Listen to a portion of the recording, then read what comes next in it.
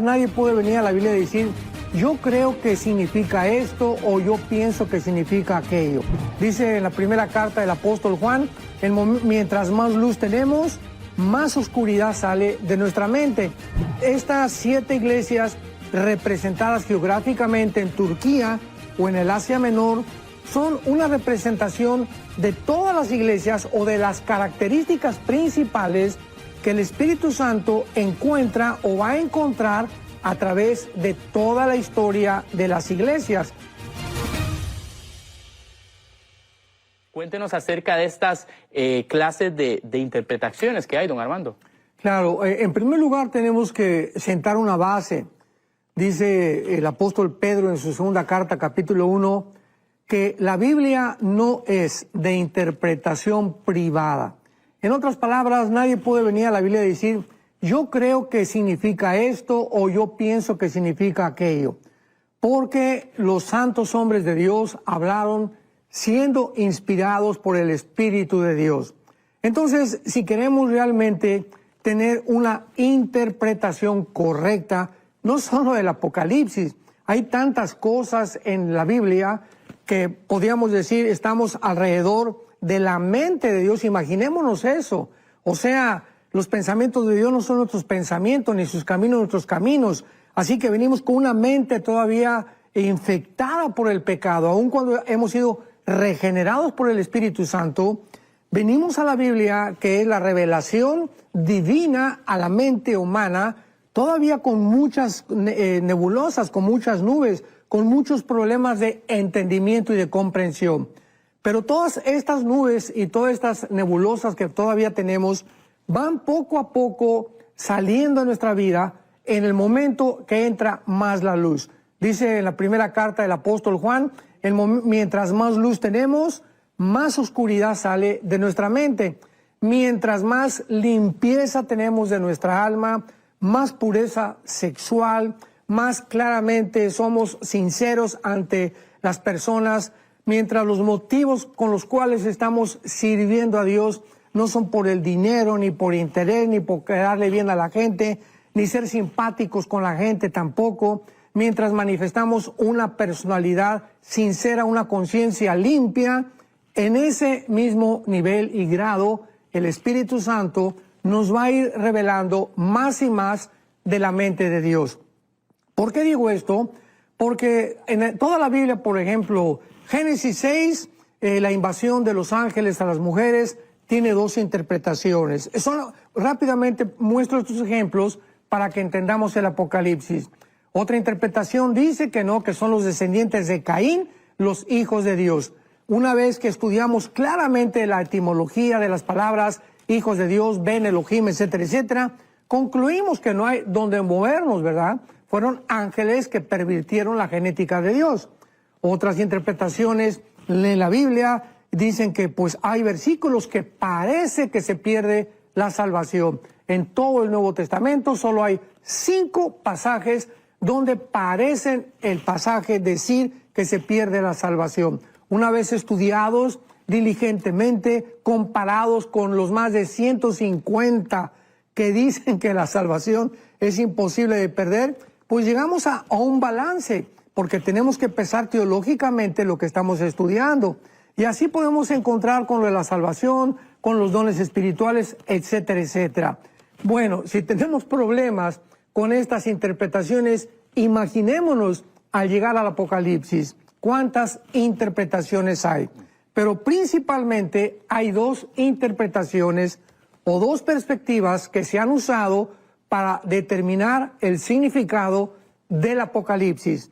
La primera es el amilianismo, o también se conoce como el preterismo. ¿Qué enseña esta interpretación o estos maestros? Aunque desde luego son muchos hermanos en Cristo de nosotros, que todo ya pasó, que todas las profecías del Apocalipsis las espiritualizan y que el milenio no significa 1000 años, que los 42 meses no significan 42 meses, que Babilonia no significa Babilonia, que Jerusalén no significa Jerusalén, y que todo esto ya tuvo un lugar en la historia. Y la otra interpretación, la que he encontrado más racional y más lógica, es la futurista, que implica claramente que después del capítulo 3, todos los acontecimientos son totalmente futuros. Y esto nos los puede mostrar el mismo libro. Dice el Apocalipsis en el capítulo 1, la revelación de Jesucristo que Dios le dio para manifestar a su siervo las cosas que deben suceder pronto por el amor de Dios. Desde el primer versículo nos habla que el libro es futurista y le declaró enviándolo a su ángel, que ha dado testimonio de Jesucristo y de las cosas que ha visto. Dichosos los que leen. Es la primera bendición que encontramos, y los que oyen las palabras de esta profecía, porque el tiempo está cerca. Así que continuamente nosotros vamos a encontrar en el libro del Apocalipsis, que es un libro futurista. Por ejemplo, en el capítulo 22, ¿cómo termina el libro del Apocalipsis? Veamos el versículo 7. Y todo esto nos comprueba que claramente el libro es un libro futurista. 22:7. He aquí vengo pronto, bienaventurado el que guarda las palabras de la profecía de este libro. Jesucristo termina diciendo que el libro es de carácter profético. Y cuando es de carácter profético, implica el futuro. Vemos también nosotros en el capítulo 19 de Apocalipsis, versículo 10, que Jesucristo dice: yo me postré a sus pies para adorarle, dice Juan o el ángel, y él me dijo: no lo hagas, porque yo soy consiervo tuyo y de tus hermanos que retienen el testimonio de Jesús. Adora a Dios, porque el testimonio de Jesús es el espíritu de la profecía. Otra vez, ¿verdad? El testimonio de Jesús prueba que todo el libro es profético. Si no fuera cierto, no habría tampoco ningún significado para los vencedores de las iglesias, que se les promete una recompensa cuando ellos se encuentran dentro de la vida cristiana triunfantes y victoriosos. Así que es muy importante que nosotros podamos entender esto para poder interpretar correctamente el Apocalipsis. Es imposible que el Apocalipsis haya ya sucedido, porque todo es de carácter 100% profético. Don Armando, usted mencionaba acerca de las diferentes escuelas, ¿verdad? Unos hablan del futuro, otros hablan del pasado, otros hablan de ideas, ¿verdad? Pero qué importante es esta parte de poder interpretar correctamente esos eventos, ¿verdad? Porque vemos y mucha gente nos escribe inclusive, ¿verdad?, acerca de diferentes términos, ¿verdad? Bueno, nos hablan de las iglesias, nos hablan acerca de el anticristo, nos hablan acerca del rapto, ¿cuáles son, don Armando, usted diría como estos eventos, ¿verdad?, principales que nos describe el Apocalipsis, ¿verdad?, en el cual debemos tener una interpretación, vamos a ver, adecuada para no confundirnos y no estar esperando algo que, ¿verdad?, que no necesariamente va a pasar hoy o va a pasar mañana, ¿verdad? ¿Cómo hacemos para que esa correcta interpretación de los eventos la podamos manejar como creyentes? Claro, hay una clave muy, muy importante en el Apocalipsis, que cuando nos apartamos de esta clave, que se encuentra en el capítulo 1, versículo 19, viene la confusión y revolvemos la cronología de los pasajes o creemos que ya han sucedido. Y la clave es son las palabras de Jesucristo en el capítulo 1, versículo 19. Veámoslo con mucha atención. Le dice Cristo a Juan: escribe las cosas que has visto. Esto se refiere al capítulo 1, lo que Juan vio, o sea, la persona de Jesucristo, que la escribe en el capítulo 1. 2. Y las que están en el capítulo 2 y en el capítulo 3, que es la historia de la iglesia. Y estas 7 iglesias representadas geográficamente en Turquía o en el Asia Menor son una representación de todas las iglesias o de las características principales que el Espíritu Santo encuentra o va a encontrar a través de toda la historia de las iglesias. Así que es imposible compilar o llegar a la conclusión de que las iglesias que están escritas en el capítulo 2 y 3 del Apocalipsis pertenecen solamente a esa época, porque es la característica de todas las iglesias.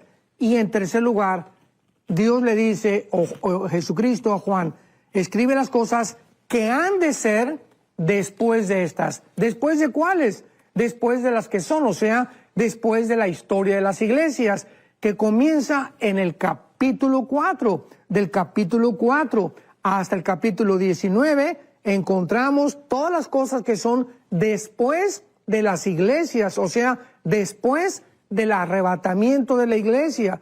Y en el capítulo 4, precisamente en el versículo 1, vemos la representación del arrebatamiento de la iglesia cuando dice el apóstol Juan, después de esto miré y he aquí una puerta en el cielo y me dijo una voz como de trompeta diciendo, sube acá y te mostraré las cosas que sucederán después, otra vez el énfasis de estas, o sea, después del capítulo 2 y 3 que contiene toda la historia de las iglesias. Cuando nosotros realmente podemos encontrar esto, una vez que estas divisiones son olvidadas, el estudiante de la Biblia va a perder la dirección y va a comenzar a revolver las cosas, confundiendo el orden divino. Creo que el Espíritu Santo no puede ser más claro en haber trazado las cosas que vio Juan, las cosas el estado presente y las cosas que serán, determinando claramente que estas tres divisiones es lo que hace el libro del Apocalipsis. Hola, ¿sabías que puedes ver este video y otros dentro de nuestro canal de YouTube? Nada más recuerda suscribirte a nuestro canal y activar la campanita para que te puedan llegar las notificaciones cada vez que cargamos un video nuevo y puedas ser el primero en verlo y disfrutar de todo nuestro contenido.